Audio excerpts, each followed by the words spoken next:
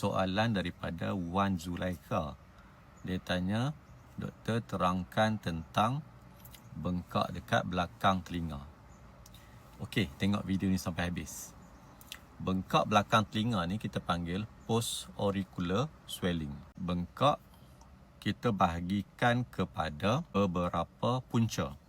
So, punca dia bergantung kepada datang daripada mana. Mula-mula sekali dekat bahagian kulit. Kalau bahagian kulit ni mungkin bisul ataupun bengkak kelenjar sebum dipanggil sebaceous cyst.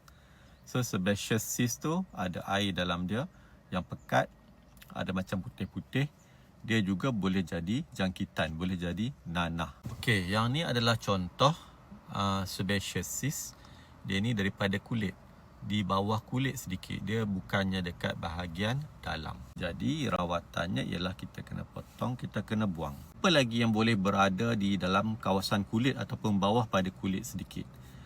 Boleh jadi lipoma, iaitu lemak. Ada lemak, macam pertumbuhan lemak yang terkumpul. Lagi sama ada boleh jadi saluran darah, boleh jadi macam AV malformation, arteriovenous malformation. So contohnya macam bengkak ni. So bengkak ni dia sebenarnya lembut saja. Dia bukan satu bengkak yang keras. Selain daripada tu boleh ada kelenjar limfa, lymph node. Mungkin macam ni boleh jadi lymph node, bengkak. Yang ni pula adalah nanah. So nanah ni dia sama ada daripada kawasan kulit ataupun daripada mastoid. Tulang dekat belakang telinga ni kita panggil mastoid. So dia ada mastoiditis, ada mastoid abscess. So nanah tu dia melalui tulang dekat mastoid ni. Kalau dekat bawah kulit, kalau pecah kat kulit tu, so keluar nanah. Rawatannya kita kena buang. Kalau katakan nanah tu bahagian kulit saja, so kita buang nanah tu saja. Tapi kalau katakan mastoid, kita kena buang nanah beserta cuci rongga mastoid tu dan bagi antibiotik dan sebagainya.